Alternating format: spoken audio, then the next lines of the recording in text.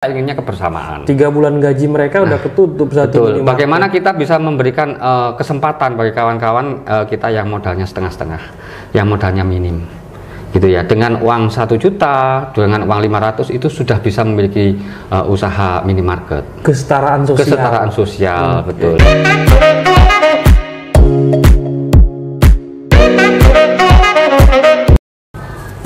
Assalamualaikum warahmatullahi wabarakatuh, sahabat migran.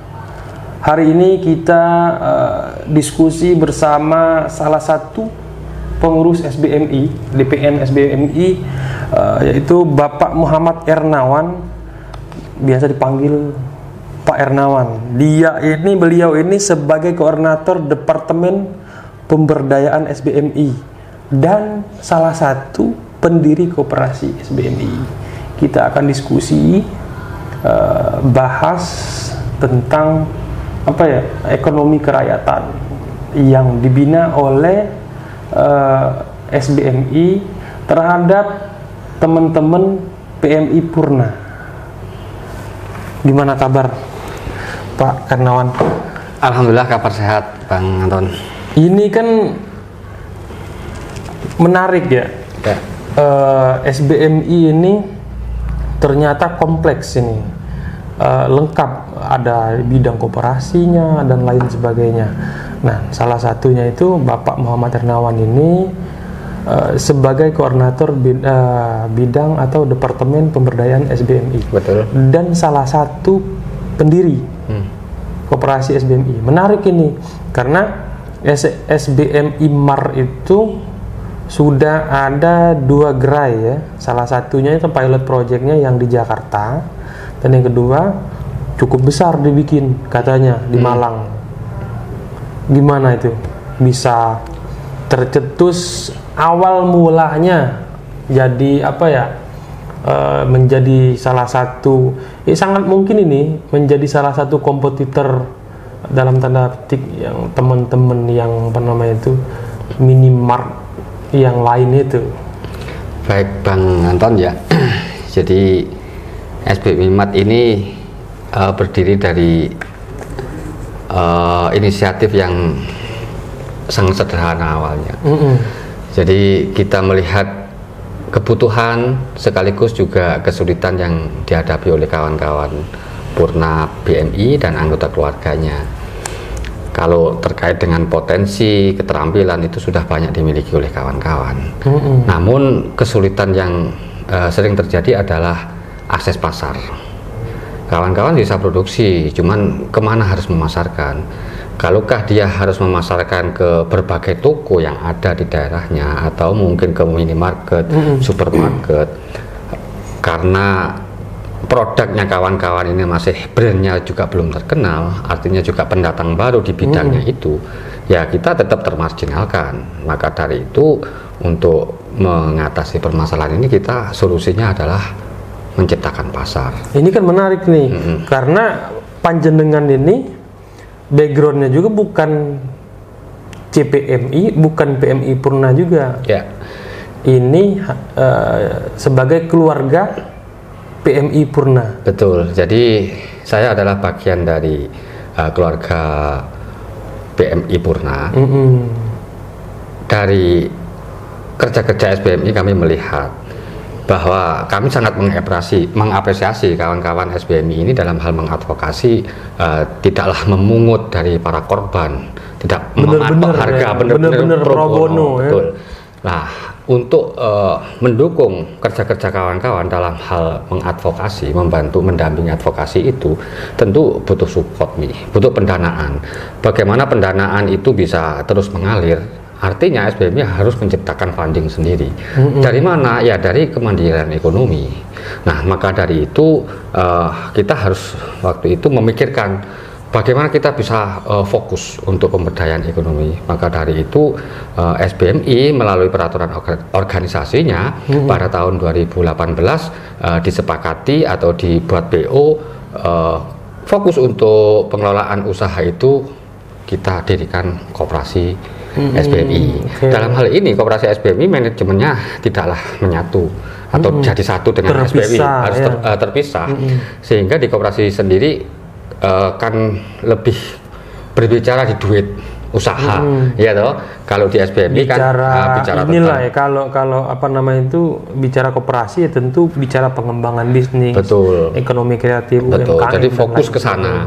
Nah, kemudian kembali lagi seperti yang saya sampaikan bahwa kehadiran SBMI, ya koperasi SBMI dalam hal ini SBMI Mat, usahanya adalah SBMI Mat ini pertama adalah kita menginventarisir hambatan, tantangan dan kesulitan kawan-kawan dalam mengembangkan usahanya. Nah, selain di tata kelola manajemen keuangan, manajemen usahanya, kita juga melihat bahwa teman-teman ini kesulitan pasar. Bisa produksi tapi nggak bisa masarkan. Nah, butuh pendampingan. Butuh pendampingan juga. Kemudian juga kenapa produknya kawan-kawan ini sering kalah di pasar. Nah, selain di sisi jadi desain kemasan, butuh strategi marketing. Betul, strategi marketing salah satunya juga harga. Bagaimana harga ini ekonomis, bisa terjangkau oleh konsumen dan bisa bersaing dengan produk-produk sejenisnya. Nah, jangan sampai produk UKM kita itu justru lebih mahal dibanding produk-produk yang ada sejenisnya itu. Nah, rata-rata itu yang menyebabkan kenapa produk kawan-kawan ini kalah bersaing di pasar. Jadi SBMI Mar ini kan bisa mensupport juga teman-teman PMI Purna walaupun dia nggak terlibat dalam apa namanya itu atau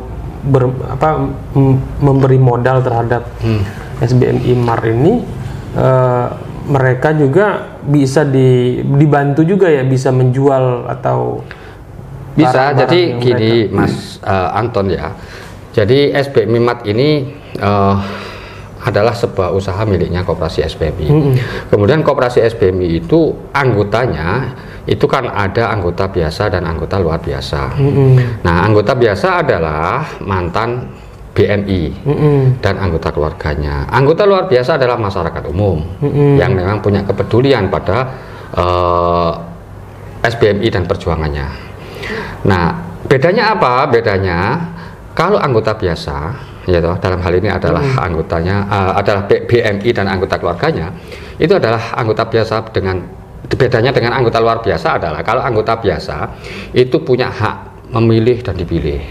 Nah, kalau anggota luar biasa itu tidak punya hak untuk memilih dan dipilih sebagai pengurus.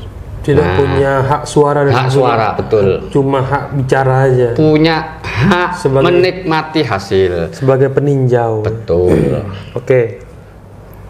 Ini kan menarik nih. Katanya kalau kalau mau bikin SBMI Mar di daerah kalian nih, misalkan dibahas ini kemarin kan, dengan catatan harus minimal pendirinya itu minimal 20 orang katanya. Itu tujuannya buat untuk memprotek atau untuk menghindarin hal-hal yang seperti apa? Jadi kita kembali pada prinsip ekonomi koperasi ya, bahwa koperasi itu adalah ekonomi kerakyatan. Jadi tidak ada namanya monopoli, Mas Anton. Jadi untuk mencegah kapitalis ya. Jadi model monopoli. Nah, walau teman-teman dari mantan BMI ini atau anggota keluarganya ini mampu sebenarnya, ada yang mampu mendirikan SBMI Mat dengan modal sendiri. Pasti, atau hanya 2 orang gitu ya. Purna Jepang, betul, Korea mampu mendirikan itu. Namun kita hindari, memang kita inginnya kebersamaan. 3 bulan gaji mereka udah ketutup saat ini. Bagaimana kita bisa memberikan kesempatan bagi kawan-kawan kita yang modalnya setengah-setengah, yang modalnya minim, gitu ya. Dengan uang 1 juta, dengan uang 500 itu sudah bisa memiliki usaha minimarket. Kesetaraan sosial. Betul. Oke. Menarik ini. Lalu ini kan pilot project nih yang di Jakarta dan di Malang. Ada target gak sih koperasi ini? Misalkan tahun 2022 kita harus memiliki misalnya 100 gerai tersebar di seluruh Indonesia dan di kantong-kantong PMI. Iya. Dari trial project 2 di Jakarta sama di Malang ini sebenarnya targetnya cukup besar, Mas Anton. Ya. Cuman segala sesuatu untuk mencapai besar itu harus dimulai yang kecil dulu. Nah, dari 2 ini kalau sudah bisa diterapkan secara manajemen tata kelolanya sudah benar, kawan-kawan sudah dipastikan bisa menjalankan gitu ya, Untuk pengembangan itu gampang, tinggal mengadopsi saja. Mulai dari pengadaan barangnya, ya toh, pengadaan sarana prasarana, kemudian juga cara memanage usaha itu, mulai dari apa yang harus dijalankan kasir, pramuniaga, kemudian tata displaynya, pengelompokan barang dan lain sebagainya.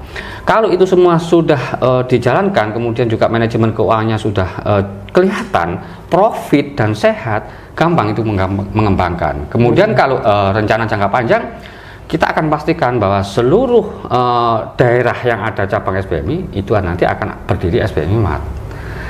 Nah, sebagai kalau yang di Malang ya, Malang ya? Malang. Di Malang itu modalnya bikin berapa? Kalau di Malang itu modalnya 320 juta. Dari berapa? Dari orang? 856 orang. 856 orang. Awalnya 600 orang pada saat kita eksekusi pendirian itu hanya 600 orang. Setelah itu berdiri. Itu PMI yang ada di Kota Malang aja atau di Ngantang, satu kecamatan itu. Satu kecamatan? Iya, satu kecamatan saja. Dan itu keanggotaannya adalah mantan PMI, anggota keluarga, bahkan ada PMI yang masih aktif.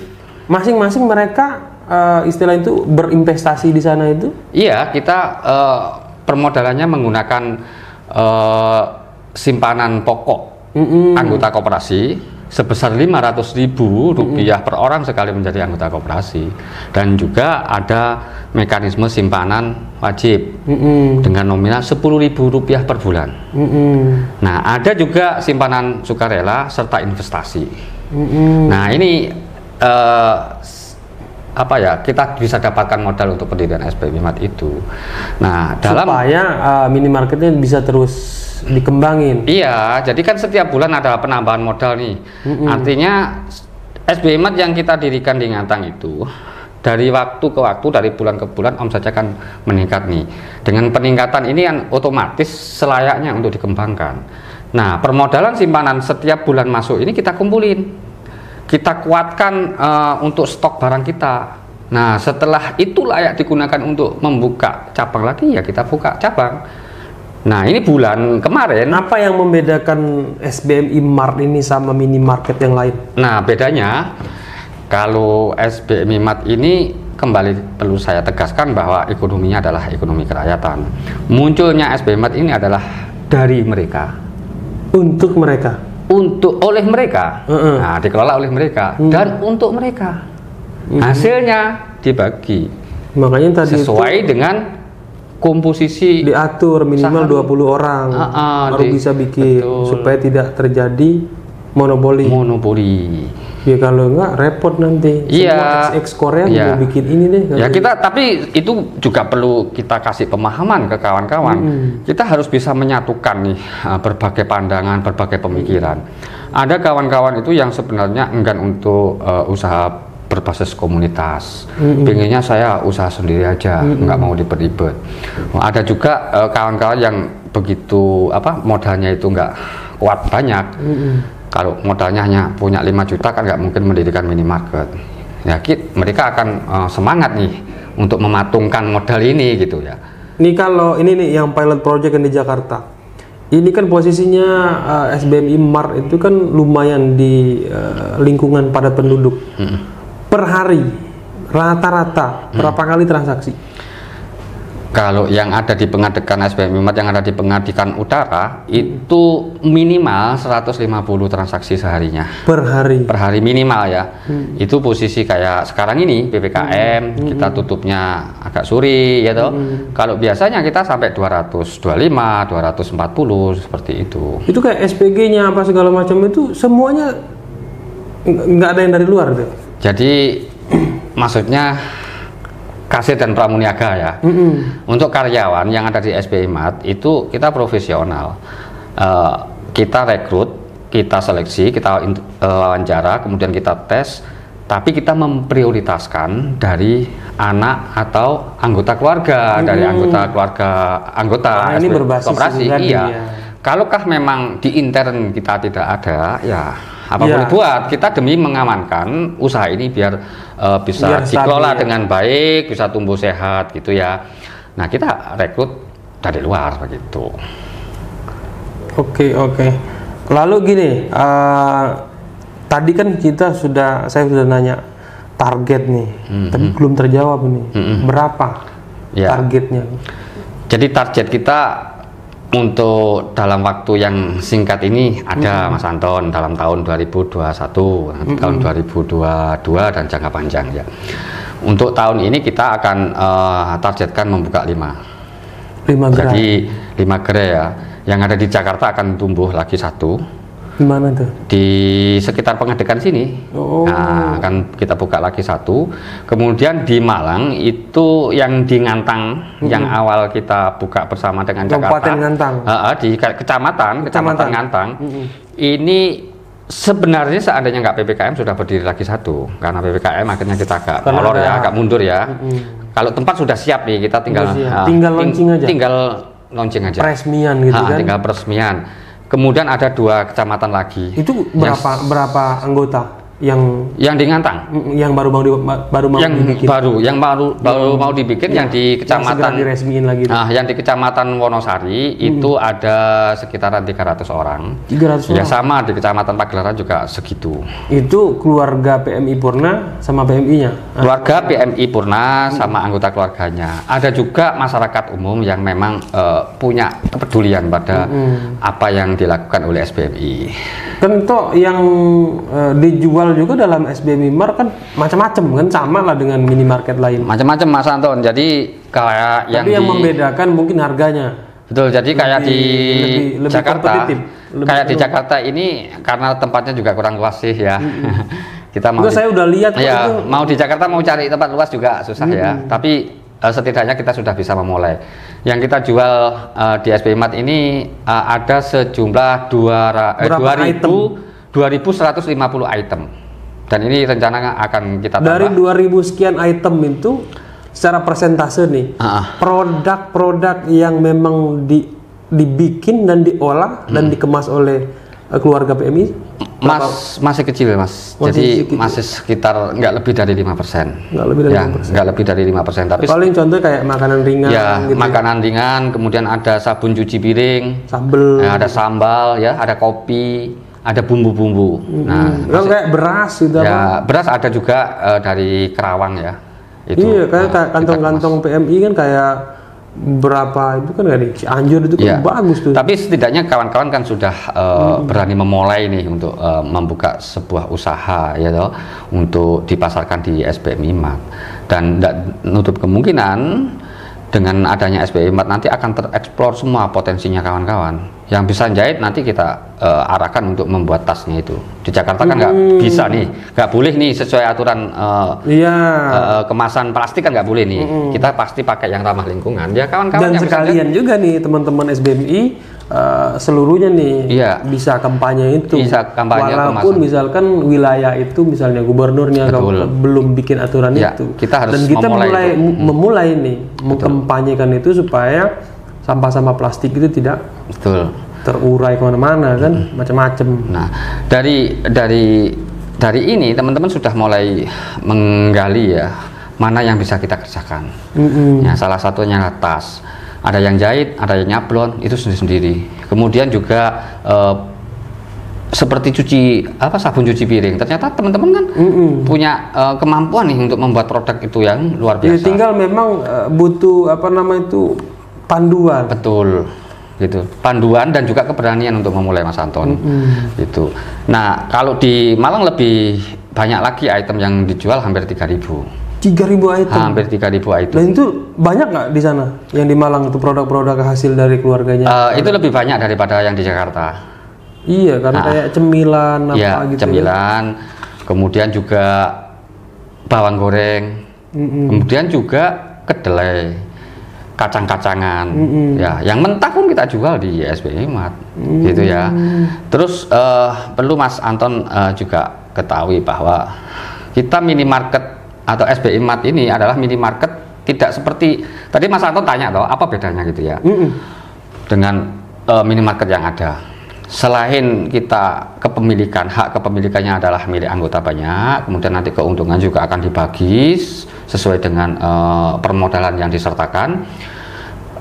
Bedanya adalah kita semi grosir, Mas Anton. Semi grosir. Iya, semi grosir. Jadi harganya beda beti lah ya sama harga bergrosir. Iya, selain itu kita tidak ingin nih dengan berdiri minimarket itu seperti pertokoan modern, tapi justru mematikan. Contohnya warung-warung kelontong yang kecil-kecil di desa. Yang saya gitu tahu. Ya? Yang isu-isu COVID yang berapa hari ini kan melonjak tuh. Alhamdulillah nih berapa hari terakhir ini sudah menurun kan. Bahwa ada susu beruang, seharusnya misalnya harganya sekian, tiba-tiba di markup sama beberapa toko yang memang jual itu. Nah, itu kan hanya keuntungan sesaat dan itu justru sebenarnya mematikan image dari pasar kita sendiri. Merusak pasar. Merusak pasar. Kita yang komitmen saja. Jadi jangan, SBMI Mar kemarin nggak ikut-ikutan ya? Enggak lah, enggak. Kalau belinya sekian, harga kita pasar sekian, segitu aja. Ambil aja barang itu 9.000. Di pasar dengan kelangkaan barang langsung dinaikkan jadi 25.000. Enggak, kita tetap aja jual yang normatif harga aja. Normal aja. Harga normal 9.000, 10.000 udahlah seperti itu. Gitu. Janganlah kita mempersulit konsumen gitu loh. Kalau memang habis ya udah habis gitu aja. Jangan memainkan harga lah yang terlalu di luar. Karena kan beli stok habis. Iya, beli stok habis. Gitu. Jangan memainkan yang harga. Muter. Gitu. Betul. Dan perlu saya jelaskan, Mas Anton, yang tadi minimarket semi grosir itu warung kelontong yang ada di desa. Satu juga sumber ekonomi dari masyarakat kecil. Jadi warung kelontong yang di desa dekat-dekat itu, ya baik itu milik anggota maupun non anggota, itu kalau bisa jadi mitranya kita bina, kita kasih akses mendapatkan barang dengan harga yang bisa relatif lebih murah gitu. Bahkan dia bisa ngambil barang di sana dan bisa dijual lagi. Betul. Selain kita ngecer, warung-warung kelontong itu bisa belanja yang partai besar. Nah, dengan harga yang relatif murah dibanding dengan mereka harga sekarang bersaing lah gitu. Sehingga di situ selain kita suplai dengan harga yang ringan, kemudian kita juga asistensi terkait dengan manajemen tata kelolanya. Soalnya banyak warung-warung ini yang di masyarakat, bahkan di anggota kita sendiri, ini warung awalnya itu terisi penuh barangnya, tapi tiba-tiba sekian bulan, sekian tahun barang ini habis di display itu. Karena ada kesalahan manajemen dalam hal tata kelola keuangannya. Tidak dipisahkan antara uang untuk rumah tangga dengan uang untuk usaha. Berarti dengan hadiran SBMI Mar ini bisa menjawab bahwa hadirnya minimarket itu, tidak semua minimarket itu mematikan warung kelontong tetangga. Iyalah, jangan jadikan pesaing mereka. Justru harus dirangkul. Harus dirangkul, kita bareng-bareng gitu loh. Karena kalau bisa diedukasi. Nah, sehingga kehadiran kita walau di pelosok nggak akan menjadi protes. Kenapa? Karena kehadiran kita justru sangat didambakan oleh masyarakat. Gitu. Kita akan berikan asistensi secara gratis, kita akan bantu kesulitan-kesulitan kawan-kawan. Bahkan kalau perlu, warung-warung kelontong itu pakai aplikasi lah, gitu ya, aplikasi yang mudah diterapkan sehingga bisa mengetahui berapa sih barang kami sisanya, tanpa menghitung barang sudah kelihatan di HP-nya. Kemudian berapa sih keuntungan saya sehari, itu bisa dilihat langsung di HP-nya. Ini yang perlu juga kita edukasi, gitu lah. Gitu. Karena berarti modal awalnya paling kecil itu kalau mau bikin minimarket itu relatif, Pak Santo. Relatif. Tergantung dengan memang kapasitas di sananya. Iya, jadi kita bisa kalau modal besar kita bikin. Normalnya sekarang itu satu orang berinvestasi itu rata-rata 1 juta lah kawan-kawan. Selain tabungan simpanan pokok 500 sama investasinya 500, 1 juta. Kemudian setiap bulannya 10.000. 1 juta aja kalau orang 100 sudah bisa mendirikan minimarket. Lalu pembagian dividennya? Sesuai dengan persentase itu. Nah, katakan pakai rata-rata semua itu investasinya 1 juta. Jadi enak baginya rata aja. Oh iya, kalau semua sama 1 juta enak bagi. Kita dapat duit 10.000 nih. Ya udah langsung dibagi orang 100 atau orang 10 atau orang 20. 1.000 gitu. Gitu. Lebih simpel ya, enggak jelimet. Enggak. Nah, seperti itu. Oke. Baik. Ini berarti kehadiran SBMI Mar ini bisa menjawab kebutuhan-kebutuhan terutama ini keluarga PMI dan PMI Purna.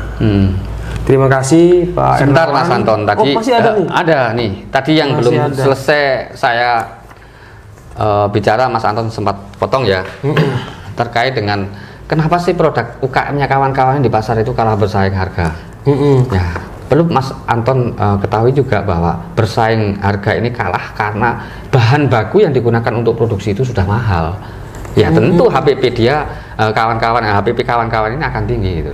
Maka dari itu kehadiran SBI Mart akan mensupport bahan baku kawan-kawan yang punya UKM itu dengan harga yang ringan, yang terjangkau, bahkan seminim mungkin. Nah, sehingga HPP produksi kawan-kawan ini juga bisa bersaing di pasar dengan produk-produk sejenisnya gitu. Jadi tidak hanya tampilannya bagus, tapi memang harganya ramah gitu loh, disuka oleh konsumen gitu, Mas Anton. Oke. Kita harga jual kita di SBI Mart juga relatif lebih murah, Mas Anton bisa foto tuh harga semua itu, bandingin di minimarket boleh lain. Juga nanti. Iya, bisa. Nanti komplain aja kalau terlalu mahal gitu. Kita bikin semi investigasi. Jadi kita masuk uji petik beberapa minimarket di Jakarta. Betul.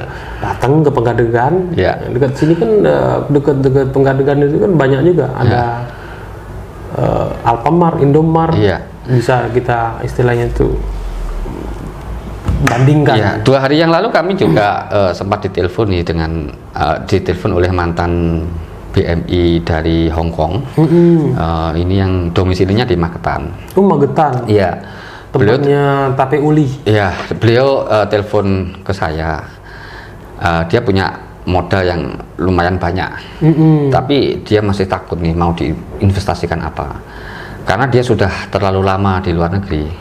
Jadi untuk kembali ke Indonesia untuk memulai usaha, artinya kan dia harus membaca karakter pasar, karakter usaha, pangsa pasar atau peluang bisnis apa gitu. Betul lah, dia tidak mau sampai terjebak dengan usaha yang sifatnya coba-coba. Nah, kalau usaha coba-coba seperti yang saya gambarkan tidak disertai dengan ilmu pengetahuan, akhirnya ya awal bagus, awal bagus, tapi lama-lama nih barang ini habis inputnya, outputnya habis kemakan gitu gitu. Iya. Habis untuk operasional karena manajemennya yang kurang bagus. Nah, maka dari itu mereka tertarik dengan SBI Mart ini. Ya ayo mari kita kembangkan di Magetan dengan kita menata komunitasnya di sana. Di Magetan banyak nggak anggotanya? Ini belum, di Magetan maksudnya Jawa Timur. Jadi beliau justru dari situ termotivasi untuk mengajak kawan-kawan untuk melakukan pengorganisasian, mendirikan sebuah komunitas untuk gabung di koperasi SBMI. Dan perlu juga waktu itu juga saya sampaikan bahwa koperasi SBMI ini badan hukumnya satu, primer nasional. Nah, ada pusat, ada cabang, ada unit-unit. Yang di kecamatan itu unit-unit, yang di kabupaten itu cabang. Dan kita yang pusat ini tidak mengintervensi terkait dengan pengelolaan keuangan, tapi kita mengedukasi, mendampingi bagaimana agar keuangan ini dikelola dengan baik. Gitu.